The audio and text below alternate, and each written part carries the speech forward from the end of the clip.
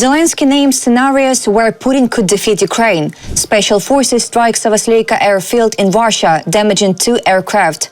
And how Commander-in-Chief assesses situation on Kursk axis. The latest news next.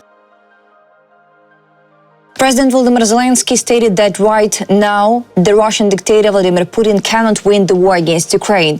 However, there are factors that could change the situation, according to Zelensky's interview with ABC News. In particular, Zelensky said that, according to former US President Donald Trump, Putin is winning the war. However, that is not true. I think he's publicly said about it, and I know that he shared this information with some people around him, and I think this separation, and I said it a lot of times, it's not true.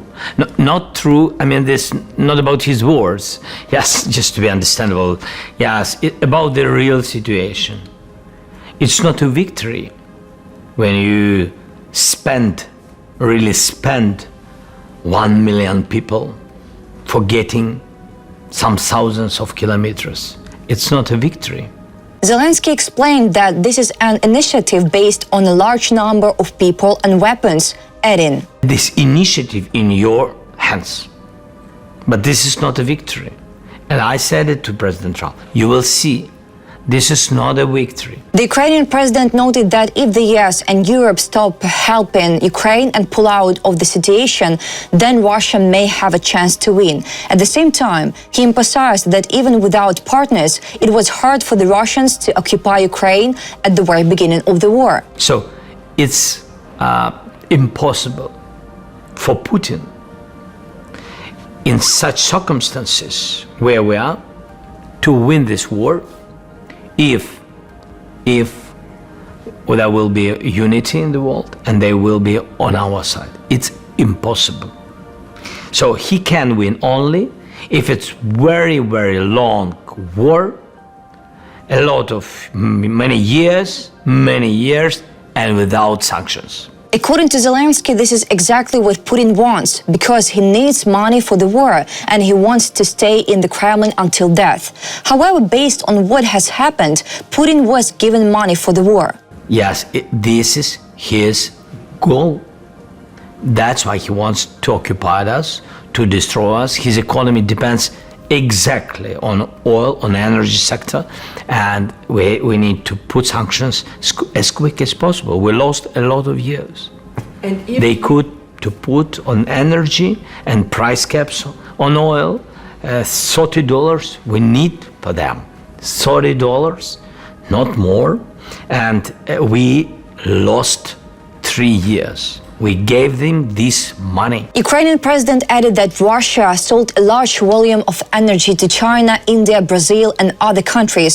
Moreover, thanks to products manufactured by a number of countries, Russia was able to produce missiles. And with sanctions again, the same, and with the banking systems again, and with the defense sector, be honest, yes, because without European and American and Taiwan and China and some European partners, without the product of these companies, without the details, what they produce, Putin couldn't manage to produce so big number of missiles. When asked whether Russia could win if there were no more American assistance, Zelensky said that most likely Russia would have a greater chance. Moreover, Ukraine would suffer far more losses. The Ukrainian leader concluded, "We would have more losses, much more, without US support, the kind they can give us, for example, missiles for Patriot systems. If they stop helping, today we use Patriot systems, they are not enough, but we still use them. So if the US doesn't give us missiles, what then? More losses, more people will die." President Volodymyr Zelensky, in an interview with ABC News, said that Ukraine was supposed to receive 20,000 specialized missiles to counter Shahed drones, but the current administration of US President Donald Trump decided to send them to the Middle East Instead, Zelensky said that Ukraine was facing serious problems with the Shaheds and other threats, and that they were fighting them and would find every tool to destroy them. He noted that Ukraine had earlier agreed with former U.S. Secretary of Defense Lloyd Austin on a separate project. According to Zelensky, that project was initiated under the previous U.S. administration during President Joe Biden's term in office. We counted on this project. 20,000 between us. 20,000 missiles, anti-Shahed missiles. It wasn't expensive, but it's special technology. So we counted on these 20,000 missiles. Today in the morning, my Minister of Defense told me that the United States has moved it to the Middle East. How is this even possible? Ukraine is under relentless attack by Shahed drones. 20,000 specialized missiles were promised not as charity, but as a vital lifeline. We counted on them, our soldiers, our cities, our children counted on them. And now we hear they were quietly rerouted to the Middle East? This isn't just a logistical decision. It's a punch in the gut to a nation fighting on the front lines of democracy. It's hard not to ask, what the hell is going on? Units of the Special Operations Forces of the Armed Forces of Ukraine struck the Savasleyka airfield in the Nizhny Novgorod region of Russia. 2 aircraft were destroyed, according to the General Staff of the Armed Forces of Ukraine. The Russian Savasleyka air base is used for strikes on the territory of Ukraine, in particular MiG-31K fighters, which are carriers of Kinzhal air ballistic missiles, regularly take off from this military facility. According to preliminary information, 2 units of Russian aircraft, probably MiG-31 and Su-30/34, were hit. The results of combat operations are being clarified. About Kinzhal carriers, Savasleyka is a military airfield in the Nizhny Novgorod region of Russia. Its full name is Savasleyka Air Base. It is located near the village of the same name in the district of the city of Pervomaisk.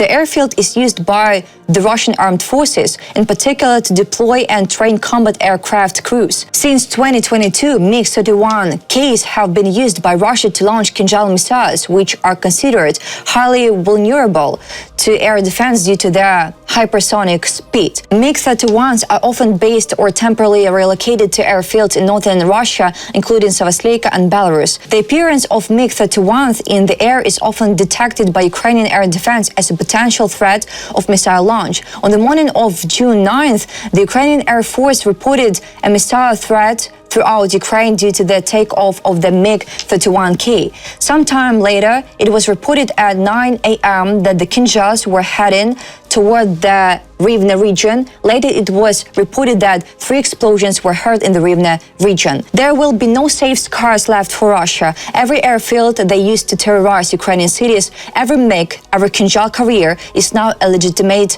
target. The strike on Savasleyka is just the beginning. For every missile they launch, there will be consequences. For every innocent life taken, there will be a response. The area of impunity is over. Ukraine is not only defending, it is hunting. Russian pilots launching from deep inside their territory can no longer feel untouchable. If they think distance protects them, they are wrong. They started this war from above. They will learn the cost from above too. There will be more strikes, more explosions, more justice delivered. Russia will pay in aircraft, in infrastructure, in fear. This war is coming home. The Russian army continues its attempts to advance on the Kursk axis. Still, Ukrainian forces will carry out their duties for as long as necessary, Commander-in-Chief Alexander Syrskyi stated in the second part of the documentary film Operation Kursk, which aired during the national TV marathon.